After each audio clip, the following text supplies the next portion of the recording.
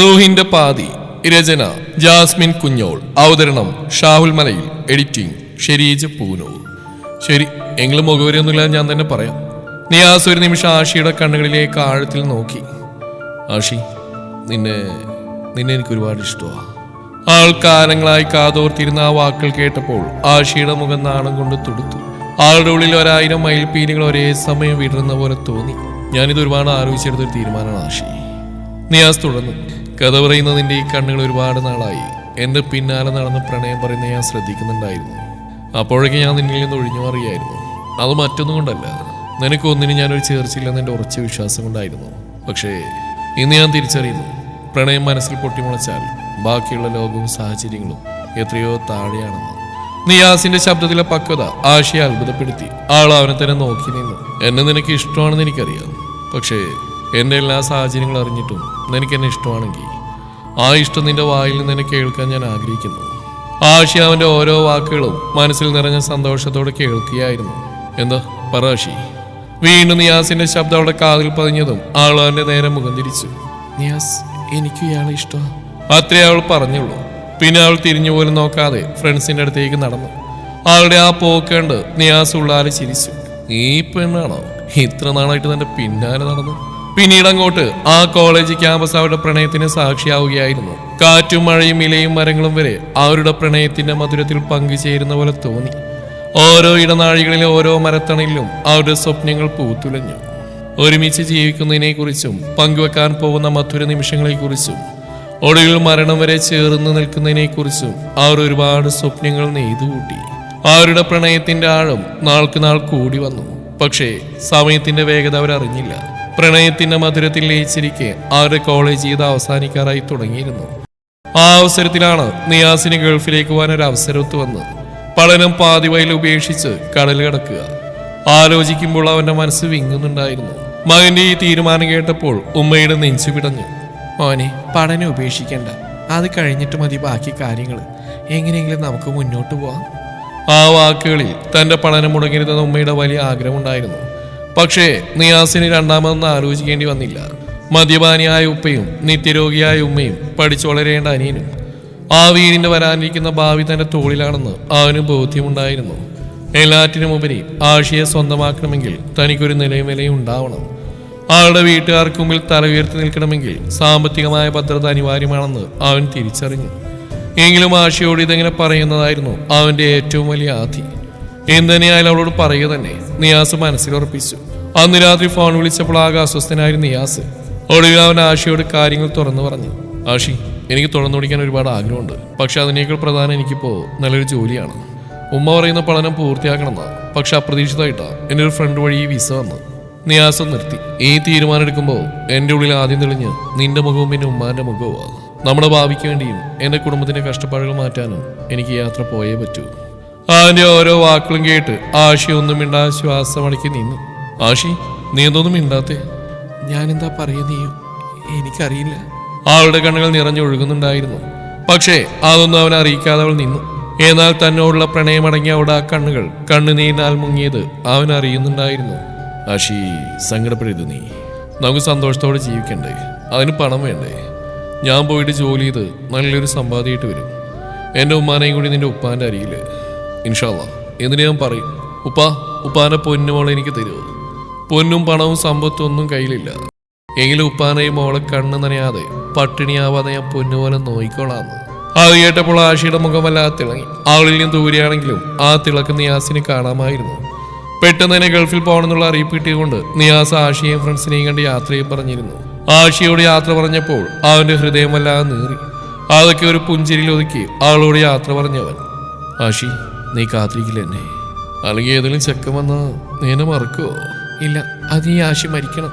കണ്ണുനീരിനിടയിലും ആൾ അവനെ നോക്കി പുഞ്ചിരിച്ചു. ആ ചിരി കാണാനാണ് അവനെന്നും ഇഷ്ടം. തന്നെ കാത്തിരിക്കുമെന്ന വിശ്വാസവുമാണ്. സുനു, എന്റെ പെണ്ണിനെ നോക്കിക്കൊണ്ടേ, ആളോടും പറഞ്ഞവൻ. അതിന് 2 ദിവസത്തിനുള്ളിൽ നിയാസ് അക്കരയ്ക്ക് പറഞ്ഞു, തന്റെ പെണ്ണിന് മനസ്സാര മഹറും നൽകിക്കൊണ്ട്. ഇതിനിടയിൽ ആഷിയുടെ വീട്ടിൽ മകളുടെ പ്രണയകഥ ഉപ്പ അറിയുന്നുണ്ടായിരുന്നു. അവൾ പോകുന്നതും വരുന്നതും നോക്കി അവളുടെ പിന്നാലെ ഉപ്പയുടെ ആളുകളും ഉണ്ടായിരുന്നു. മകളുടെ ഈ ബന്ധം എവിടെ വരെ പോകുമെന്നറിയാൻ അദ്ദേഹം തൽക്കാലം മൗനം പാലിച്ചു. ഒരു ഗതിയുമില്ലാത്തൊരു ചെക്കനെ പ്രേമിച്ച് മകൾ കോളേജിലും പാർക്കിലും കറങ്ങാൻ തുടങ്ങിയിട്ട് കുറച്ച് നാളായെന്ന വിവരം അദ്ദേഹത്തിന്റെ ചെവിയിലും എത്തി. പക്ഷേ ഒരു പിതാവെന്ന നിലയിൽ അദ്ദേഹം ആകുലനായിരുന്നു. ഇങ്ങനെ വിട്ടാൽ ശരിയാവില്ല, ഇതിനൊരു അവസാനം ഉണ്ടായേ പറ്റൂ. ഞാൻ ജീവിച്ചിരിക്കുമ്പോൾ അവനോടൊപ്പം പോയി ജീവിക്കാൻ മകളെ സമ്മതിക്കില്ല ഞാൻ, അദ്ദേഹം മനസ്സിൽ ഉറപ്പിച്ചു. എടുത്തിയാടി എന്തെങ്കിലും ചെയ്യുന്ന ദോഷമേ ചെയ്യുമെന്ന് അദ്ദേഹത്തിന് അറിയാമായിരുന്നു. ഇപ്പോഴത്തെ കാലത്ത് ഒന്ന് പറഞ്ഞാൽ രണ്ടാമത്തിന് ആത്മഹത്യയെ ഒളിച്ചോട്ടമാണ് മക്കൾ തിരഞ്ഞെടുക്കുന്നത്. തന്റെ മകൾ തന്റെ ജീവനാണ്, ആൾക്കൊരു അബദ്ധവും സംഭവിക്കാൻ പാടില്ല. ആൾ പെട്ടിരിക്കുന്ന ഈ ദുരിതത്തിൽ നിന്ന് രക്ഷപ്പെടുത്താൻ അദ്ദേഹം ഓരോന്നും ആലോചിച്ചുകൊണ്ടിരുന്നു. കഷ്ടപ്പാടുകൾ നിറഞ്ഞ ജീവിതമാണ് അവൻ്റേത്. തല്ലാനും കൊല്ലാനൊന്നും താനില്ല.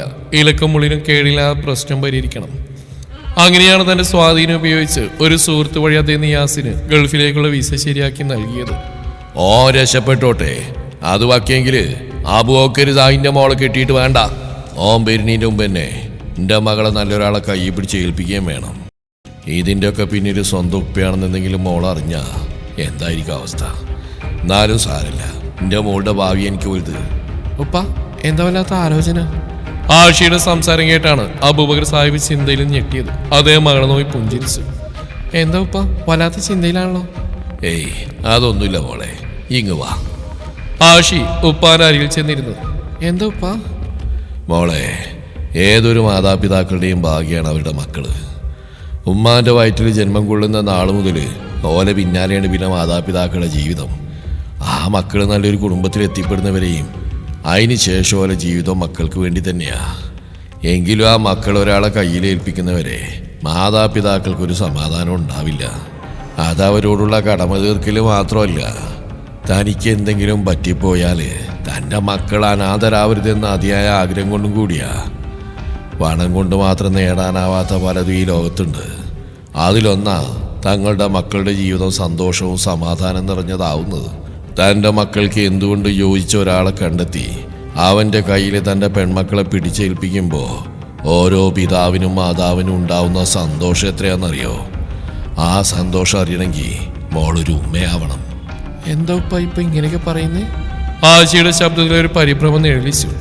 നിയാസിനെ കുറിച്ചുള്ള കാര്യങ്ങൾ ഉപ്പ അറിഞ്ഞോ എന്നൊരു ഭയം ആളുടെ ഉള്ളിൽ മിന്നി മറഞ്ഞു. അബൂബക്കർ സാഹിബ് അവളിൽ നോട്ടം മാറ്റി പതുക്കെ പറഞ്ഞു.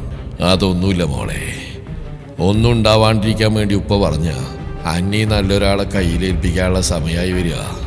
ക്ലാസ്സൊക്കെ കഴിഞ്ഞ് നിൽക്കുമല്ലേ മോളെ. ഇനി എന്തെങ്കിലും പഠിക്കണമെന്നുണ്ടെങ്കിൽ അതൊക്കെ വിവാഹം കഴിഞ്ഞിട്ടാക്കാം.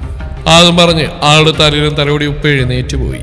ഉപ്പാന്റെ വാക്കുകൾ കേട്ട് ആഷിക്ക് മനസ്സ് വല്ലാതെ പിടച്ചു. നിയാസ് പോയിട്ട് 6 മാസം ആവുന്നേ ഉള്ളൂ. ജോലിയെല്ലാം റാത്താണ്, കുഴപ്പമൊന്നുമില്ലെന്ന് തന്നെയാണ് വിളിച്ചപ്പോൾ പറഞ്ഞത്. പക്ഷെ ഇപ്പോഴൊന്നും അവന് വരാനാവില്ല. അല്ലാ, ഞാൻ എന്തു ചെയ്യും? അവനെ മറക്കാൻ ഈ ജന്മം തനിക്ക് കഴിയില്ല. അതുപോലെ അവനും. ആഷി അന്നത്തെ ദിവസം മുഴുവൻ സമയവും ആകെ സങ്കടത്തിലായിരുന്നു. സൂര്യനെ വിളിച്ചവൾ സങ്കടം പറഞ്ഞു. നീ വിഷമിക്കണ്ട, നിന്നെ കാണാനാരും വന്നിട്ടൊന്നുമില്ലല്ലോ. ആള് വരുന്നതിന് മുമ്പ് നീ ഇങ്ങനെ ടെൻഷൻ ആവില്ലേ? കാണാൻ ആള് എത്തുമ്പോഴല്ലേ അപ്പൊ പരിഹാരം ഉണ്ടാക്കാം. നീ സമാധാനമായിട്ടിരിക്കേ. സൂര്യനെ വാക്കുകൾ കൊണ്ട് ആശ്വസിപ്പിച്ചു. ആളോട് സംസാരിക്കുമ്പോൾ മനസ്സിൽ വല്ലാത്ത ഹാപ്പിയാണ്. വരുന്നിടത്ത് വെച്ച് കാണാം. ആളും ആശ്വസിച്ചു. അന്ന് രാത്രി നിയാസ് വിളിച്ചപ്പോൾ അവൾ ചോദിച്ചു, നീ എന്നാ വരുന്നേ? ആളുടെ ശബ്ദത്തിലെ വിറകൾ തിരിച്ചറിഞ്ഞ നിയാസ് കുസൃതിയോടെ ചോദിച്ചു, എന്താടാ എന്നെ അത്ര കാണാൻ തോന്നുന്നുണ്ടോ നിനക്ക്? കാണാൻ ഒരുപാട് ആഗ്രഹമുണ്ട് നീയാ, അത് പിന്നെ ഇല്ലാണ്ടിരിക്കോ? ആഷി ഉള്ളുറന്ന് പറഞ്ഞു. നിയാസ് കുറച്ചു നേരം മൗനമായി നിന്നു. അല്ല, ഇപ്പൊ നീ എന്താ അങ്ങനെ ചോദിച്ച ആഷി? അവിടെ എന്തെങ്കിലും പ്രശ്നമുണ്ടോ? ഒന്നുമില്ലടാ, വെറുതെ ചോദിച്ചാ. ആൾ തൻ്റെ ഉള്ളിലെ പേടി അവൻ അറിയിക്കാതെ മറച്ചു പിടിച്ചു. നീ ഒന്നിനും വിഷമിക്കേണ്ട കേട്ടോ, ഞാൻ ഉടനെ വരും. നീ എനിക്ക് വേണ്ടി കാത്തിരിക്കുക. ഇവിടെ കുറച്ച് കാര്യങ്ങൾ കൂടി ബാക്കിയുണ്ട്, കടങ്ങളൊക്കെ ഒന്ന് തീർക്കണം. അതൊക്കെ കഴിഞ്ഞാൽ എൻ്റെ പെണ്ണിൻ്റെ അടുത്തേക്ക് ഞാനങ്ങ് പറന്നെത്തും. നിയാസിന്റെ ആ വാക്കുകൾ ആഷിക്ക് വലിയൊരു ആശ്വാസമായിരുന്നു. അത്രയ്ക്കും മതിയായിരുന്നു അവൾക്ക്. ആഷിയെ വാക്കുകൾ കൊണ്ട് സമാധാനിപ്പിച്ചെങ്കിലും നിയാസിനുള്ളിൽ എന്തോ ഒരു ടെൻഷൻ അനുഭവപ്പെട്ടു. ആൾ വെറുതെ ചോദിച്ചാണെന്ന് പറഞ്ഞെങ്കിലും ആ സ്വരത്തിൽ ഒളിപ്പിച്ചു വെച്ച സങ്കടത്തിന്റെ ആഴം തിരിച്ചറിഞ്ഞു. ആളുടെ മനസ്സിന് എന്തോ കൃത്യമായി പറ്റിയിട്ടുണ്ട്. അവൻ സ്വയം മന്ത്രിച്ചു, പഠിച്ചോനെ, എൻ്റെ പെണ്ണിനൊന്നും വരുത്തല്ലേ. അവൾക്ക് താങ്ങാൻ കഴിയാത്തൊരു സങ്കടം നീ നൽകില്ലേ നാഥ. പ്രാർത്ഥനയോടെ അവൻ കണ്ണുകളടച്ചു. ദിവസങ്ങളും മാസങ്ങളും കൊഴിഞ്ഞു പോയിക്കൊണ്ടിരുന്നു. ആഷിക്ക് വേണ്ടി ഉപ്പ വിവാഹാലോചനകൾ ഊർജിതമാക്കുന്ന അവളും അറിഞ്ഞു.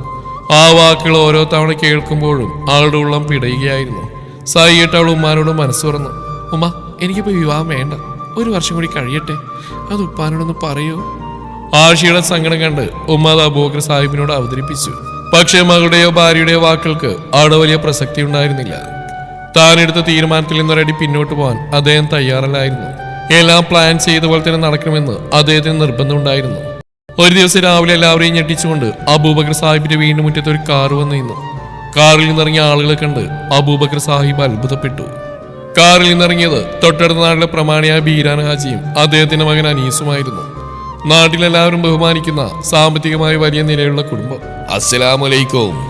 ആജിയാര് നിറഞ്ഞേരിയുടെ സലാം ചൊല്ലി അബൂബക്കർ സാഹിബിന്റെ കൈ പിടിച്ചു. വാലൈക്കും അസ്സലാം.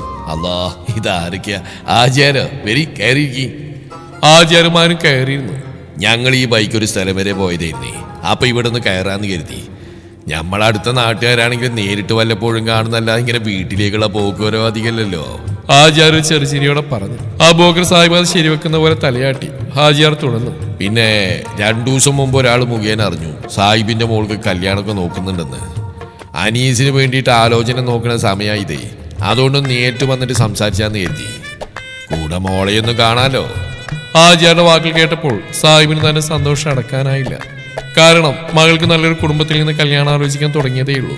തേടിയ വഴി കാലിൽ ചുറ്റിയ പോലെ ഇത്രയും പ്രതാപമുള്ള ഒരു കുടുംബത്തിൽ നിന്ന് ഇങ്ങനെ ഒരു ആലോചന വന്നോർത്ത് അദ്ദേഹത്തിന് സന്തോഷം പറഞ്ഞറിയിക്കാൻ കഴിഞ്ഞില്ല. അത് നമുക്ക് ആലോചിക്കാചാരേ. ഇതിൽ പല സന്തോഷം വേറെ എന്തുണ്ട് കേൾക്കാൻ. അങ്ങനെ സാഹിബ് ഹാജിയാരും കുറച്ചുനേരം പരസ്പരം വിശേഷങ്ങൾ സംസാരിച്ചിരുന്നു. ശേഷം സാഹിബ് ഹാജിയോട് മകളെ വിളിക്കാമെന്ന് പറഞ്ഞ് അകത്തേക്ക് കടന്നു. മോളെ ബളവാ, എന്നെ കാണാൻ ഒരാൾ വന്നിട്ടുണ്ട്. ഈ അങ്ങോട്ടൊന്ന് ചെല്ല്. ഉപ്പ, എനിക്കിപ്പോ കല്യാണം വേണ്ട, കുറച്ചുകൂടെ കഴിഞ്ഞിട്ട് മതി. അതൊക്കെ നമുക്ക് പിന്നീട് തീരുമാനിക്കാം. ഇപ്പൊ ഈ ഓലടുത്തേക്കൊന്ന് ചെല്ല്. ആഷിക്ക് വല്ലാത്ത സങ്കടം വന്നു. മനസ്സിലോടെ ആളുകളുടെ മുന്നിലേക്ക് ചെന്നു. ഹാജിയാർക്ക് ഒറ്റ നാളിൽ തന്നെ കുട്ടി ഇഷ്ടമായി. എന്തുകൊണ്ട് തന്നെ മകനെ യോജിച്ച പെണ്ണ് ഇവള് തന്നെ. മോനെ, അനക്കിഷ്ടായിനോ? ഹാജിയാർ അനീസിനോട് ചോദിച്ചു. ഇഷ്ടായിപ്പോ. അവർ പരസ്പരം സംസാരിക്കുന്ന ആഷി കേൾക്കുന്നുണ്ടായിരുന്നു. അധിക സമയം അവിടെ നിൽക്കാൻ അവൾ കഴിഞ്ഞില്ല. വേഗത്തിൽ അവൾ അകത്തേക്ക് വലിഞ്ഞു. ആഷിയുടെ ഉപ്പയോട് ഹാജിയാർ അവർക്ക് ഇതിന് സംസാരിക്കാനുണ്ടാവുമെന്ന് പറയുന്ന കേട്ടപ്പോൾ ആഷിക്ക് സമാധാനമായി. തനിക്ക് മറ്റൊരാൾ ഇഷ്ടമാണെന്ന് അയാളോട് പറയാമെന്ന് കരുതി. പക്ഷേ ആ പ്രതീക്ഷ അധിക നേരം നീണ്ടുന്നില്ല. അനീസ് ശാന്തനായി തന്റെ ഉപ്പയെ നോക്കി പറഞ്ഞു. എന്ത് സംസാരിക്കാനോ ഉപ്പ? പ്രത്യേകിച്ചൊന്നുമില്ല, എനിക്ക് ആളെ ഇഷ്ടപ്പെട്ടു, അത്രയും മതി. ആ വാക്കുകൾ കേട്ട് ആഷി തരിച്ചിരുന്നു പോയി. അവളുടെ ഉള്ളിൽ അവസാന പ്രതീക്ഷയെ അസ്തമിച്ചു. തനിക്ക് പറയാനുള്ള കേൾക്കാൻ പോലും ആരും തയ്യാറില്ലെന്ന തിരിച്ചറിവ് അവളെ തളർത്തി. അങ്ങനെയാണോ? എന്നാ സാഹിബേ, നമുക്കിത് അങ്ങോട്ട് ഉറപ്പിക്കാം. ബാക്കി കാര്യങ്ങളൊക്കെ അതിന്റെ മുറ പോലെ നടക്കട്ടെ. എന്തെങ്കിലും ഉണ്ടെങ്കിൽ അറിയിക്കാം. ആചാര്യ എഴുന്നേറ്റോണ്ട് പറഞ്ഞു. എല്ലാം ആയിക്കോട്ടെ ആചാര്യ, എല്ലാം ശുഭമായിട്ട് നടക്കട്ടെ. അങ്ങനെ അബൂബക്കർ സാഹിബും ബീരാനാജിയും മക്കളുടെ വിവാഹം മനസ്സാലെ ഉറപ്പിച്ചവിടുന്ന് യാത്രയായി. ഹാജിയാരുമാരും പോകുന്ന നോക്കി നിൽക്കുമ്പോൾ സാഹിബിന്റെ മനസ്സ് ശാന്തമായിരുന്നു. ശരിക്കും പറഞ്ഞാൽ അനീസ് സംസാരിക്കാൻ തയ്യാറാവാതിരുന്ന് അദ്ദേഹത്തിന് വലിയൊരു ഭാഗ്യമായി തോന്നി.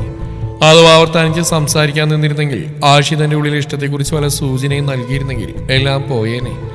ആ ഒരു പേടി അദ്ദേഹത്തിന് ഉണ്ടായിരുന്നു. താൻ സ്വപ്നം കണ്ടതിനേക്കാൾ വലിയൊരു തറവാട്ടിൽ നിന്നാണ് ഈ ആലോചന വന്നത്. അതും ബീരാനാജിയെ പോലെ ഒരാൾ ഇങ്ങോട്ട് വന്ന് ചോദിക്കുക. ആ ഭാഗ്യം അത്ര വേഗം വിട്ടുകളയാൻ അബൂബക്കർ സാഹിബ് തയ്യാറല്ലായിരുന്നു.